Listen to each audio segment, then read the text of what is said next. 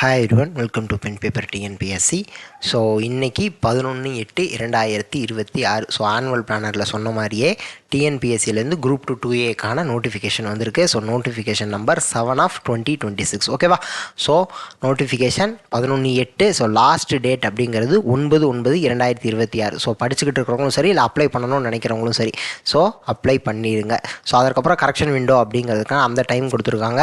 So என்னைக்கு prelims exam அப்படிங்கிறதையும் சொல்லிட்டாங்க. So date and time 1/11/2026 9:30 to 12:30. So அப்போ இது ஓகே. ஸோ மெயின்ஸ் வந்து என்னைக்கு அப்படிங்கிறத அதுக்கப்புறம் சொல்லுவோம் அப்படிங்கிற மாதிரி சொல்லிட்டாங்க. ஸோ அதற்கப்புறம் இதெல்லாம் நமக்கு தெரிஞ்சது தான். ஸோ ஒன் டைம் ரிஜிஸ்ட்ரேஷன் எப்படி அப்ளை பண்ணணும் ஆன்லைன் அப்படிங்கிறதெல்லாம் தெரிஞ்சது தான். ஸோ குரூப் 2க்கான வேக்கன்சி என்ன அப்படிங்கிறத கொடுத்துருக்காங்க. ஸோ அதற்கப்புறம் ஸோ மொத்தம் 41. ஓகேவா? ஸோ அதற்கடுத்து ஸோ இந்த சிம்பிள் கொடுத்துருக்காங்க. இது வந்து பேக்லாக் வேக்கன்சி, இது வந்து ஷார்ட் ஃபால் வேக்கன்சி. ஸோ அதற்கப்புறம் 2ஏக்கான 2ஏ சர்வீஸில் என்ன எவ்வளோ வேக்கன்சி அப்படிங்கிறதையும் ஒவ்வொரு போஸ்டிங் வைஸ் கொடுத்துருக்காங்க. ஓகேவா? ஸோ அதில் மொத்தம் நமக்கு அதில் எவ்வளோ வருது? 780 வேக்கன்சிஸ் வந்திருக்கு. ஓகேவா? சரி, அதற்கப்புறம் ஸோ ஏஜ் லிமிட் அஸ்ஸான் 1/7/26. ஸோ அவ்வளோதான். ஸோ ஏஜ் லிமிட் என்ன அப்படிங்கிறதையுமே டீட்டெயில்டாக இங்கே கொடுத்துருப்பாங்க. ஸோ கேட்டகரி வைஸுமே பிரித்து தெளிவாக தான் கொடுத்துருக்காங்க. ஓகேவா? ஸோ எப்பயும் நமக்கு பார்க்குறது தான். ஸோ 2ஏக்கும் என்ன ஏஜ் லிமிட் அப்படிங்கிறதையும் சொல்லியிருப்பாங்க. ஸோ அதற்கடுத்து ஸோ ஏஜ் லிமிட்டுக்கு அப்புறம் எஜுகேஷ்னல் குவாலிஃபிகேஷனும் நம்ம கீழே கொடுத்துருப்பாங்க. ஸோ அதையும் பார்த்துக்கோங்க. ஸோ அதற்கடுத்து ஸோ என்னென்னலாம் சப்போர்ட்டிங் டாக்குமெண்ட்ஸ் அப்படிங்கிறதையும் நம்ம ஏற்கனவே பேசினது தான். ஸோ எப்பயுமே நமக்கு குரூப் 1 குரூப் 2 எல்லா நோட்டிஃபிகேஷன்லேயும் வர்ற மாதிரி தான். ஸோ நீங்கள் கம்ப்ளீட்டாகவே ஒரு தடவை ஃபுல்லாகவே ரீட் பண்ணிட்டீங்க அப்படின்னா அது வந்து பெஸ்ட்டாக இருக்கும். ஓகேவா? ஸோ அதேமாதிரி medical and physical standards so vision கொஞ்சம் இதாக கொடுத்துருப்பாங்க. ஸோ அதற்கு அடுத்தபடியாக இந்த ஜெயிலர் போஸ்ட்டுக்கு என்ன ஃபிசிக்கல் ஸ்டாண்டர்ட் அப்படிங்கிறதையும் சொல்லியிருப்பாங்க. ஓகேவா? அதற்கு அடுத்து ஸோ அதற்கப்புறம் நாலேஜ் இன் தமிழ் அது ஒன்று வரும். ஸோ அதுக்கப்புறம் restriction on அப்ளைங் for the examination அப்படிங்கிறது ஒன்று வரும். ஸோ எல்லாமே ஜஸ்ட்டு ஒரு தடவை ஃபுல்லாக ரீட் பண்ணிடுங்க. ஸோ ரீட் பண்ணிட்டீங்க அப்படிங்கிறப்ப உங்களுக்கு எது வரும் எது வராது அப்படிங்கிறது தெளிவாக தெரிஞ்சிடும். ஓகேவா? ஸோ அதுக்கப்புறம் ஸோ என்ன அப்படிங்கிறது இது நமக்கு தெரிஞ்சது தான். ப்ரிலிம்ஸு மெயின்ஸு அப்படிங்கிறத சொல்லியிருப்பாங்க. ஸோ ரேஷியோ வந்து 1:10. ஸோ இதுவும் தெரிஞ்சது தான். ஓகேவா? ஸோ அப்போ மெயின்ஸ் எத்தனை பேர் எழுத போகிறோம் அப்படிங்கிறத இதை வச்சே நம்மளால் இது பண்ணிக்க முடியும். ஸோ அப்போ மொத்த வேக்கன்சி ×10 போட்டுக்கோங்க. ஸோ அதுதான் நமக்கு மெயின்ஸ் எழுதக்கூடிய நபர்களின் எண்ணிக்கை. ஸோ அதற்கப்புறம் ஸோ ப்ரிலிம்ஸுக்கு general studies 75, maths aptitude and mental ability 25, Tamil or general English 100. அப்போ மொத்தம் 200 கேள்வி, மொத்தம் 300 மார்க்கு, 3 மணி நேரம் ஓஎம்ஆர் தான் அப்ஜெக்டிவ். ஓகேவா? ஸோ அதற்கப்புறம் குரூப் 2 எக்ஸாமுக்கான மெயின்ஸ் எப்படி இருக்க போகுது அப்படின்னா தமிழ் எலிஜிபிலிட்டி இருக்கும், டிஸ்கிரிப்டிவ் தான். ஸோ 3 மணி நேரம் 100 மார்க். அதுக்கப்புறம் ஜென்ரல் ஸ்டடீஸு அது டிஸ்கிரிப்டிவில் தான் எழுத போகிறோம். ஸோ அதுவும் 300 அது வந்து 300 மார்க்கு 3 மணி நேரம். ஓகேவா? ஸோ அதற்கப்புறம் 2ஏக்கான மெயின்ஸ் எக்ஸாமினேஷன் அப்படிங்கிறது ஜென்ரல் எலிஜிபிலிட்டி. ஸோ அதாவது அந்த தமிழ் எலிஜிபிலிட்டி தான். ஸோ அதற்கப்புறம் general studies in degree standard, அதுக்கப்புறம் general intelligence and reasoning. So இது ஒரு 150 கேள்வி, இது ஒரு 50 கேள்வி, மொத்தம் 200 கேள்வி, 300 மார்க்கு, 3 மணி நேரம் சிபிடி. ஸோ இதை கொஞ்சம் பார்த்துக்கோங்க. அது ஓஎம்ஆர்ப்பா.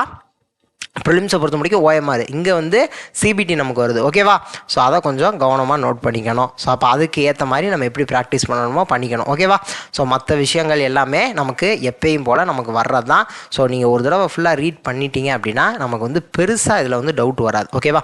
ஏன்னா நம்ம ஒரு தடவை அப்ளை பண்ணுறதுக்கு முன்னாடி எல்லாத்தையுமே கம்ப்ளீட்டாக ஒரு தடவை ரீட் பண்ணிக்கணும். ஸோ நமக்கு எது தேவை, நமக்கு எது தேவையில்லை, நமக்கு எதெல்லாம் சூட்டபுளாக இருக்கும் அப்படிங்கிறதெல்லாம் நமக்கு எல்லாமே தெரிஞ்சுக்குவோம். ஸோ இது வருது நமக்கு, இதெல்லாம் நம்ம இப்போ ரெடி பண்ணணும், என்னெல்லாம் டாக்குமெண்ட்ஸ் தேவை அப்படிங்கிறத இதுலேருந்து நம்மளால் ஈஸியாக புரிஞ்சுக்கலாம். ஸோ அதற்கப்புறம் ப்ரிலிம்ஸுக்கான சிலபஸ். ஸோ சயின்ஸு 5 கேள்வி, ஜாக்ரஃபி 5 கேள்வி, அதுக்கப்புறம் ஹிஸ்ட்ரி அண்ட் கல்ச்சரும் ஐஎன்எம்மும் சேர்த்து 10 கேள்வி, அதுக்கப்புறம் இந்தியன் பாலிட்டி ஒரு 15 கேள்வி, அதற்கப்புறம் Indian economy development administration. So இதான் யூனிட் 5 சொல்கிறோம்ல. ஸோ அடுத்து இதில் ஒரு 20 கேள்வி, அதற்கப்புறம் யூனிட் 6. ஸோ யூனிட் 6 20 கேள்வி. ஓகேவா? ஸோ யூனிட் 6 அப்படிங்கிறப்ப நான் ஏற்கனவே சொல்லியிருக்கேன், தமிழும் ஹிஸ்ட்ரியுமே முக்கால்வாசிக்கு மேலே கவர் ஆயிரும். ஸோ நிறையா பேர் ஐஎன்எம்மும் ஹிஸ்ட்ரியும் சேர்ந்து மொத்தம் 10 கேள்வி தான் அப்படின்னு யோசிக்கிறவங்களுக்கு, ஸோ புதுசாக படிக்க ஆரம்பிக்கிறவங்களுக்குலாம் அதெல்லாம் அதெல்லாம் ஒரு டவுட்டாக இருக்கும். ஸோ அப்போ இதில் அந்த ஐஎன்எம்மில் படிக்கிற மெஜாரிட்டி ஆஃப் டாபிக் இங்கே வரப்போகுது. அப்போ இந்த 20 கேள்விக்காக தான் நம்ம ஐஎன்எம் நிறையா படிக்கணும் அப்படிங்கிறது புரிஞ்சுக்கணும். ஓகேவா? ஸோ அதற்கப்புறம் ஆப்டிடியூடில் 15, ரீசனிங்கில் 10 கொஷின், மொத்தம் 25 கேள்வி.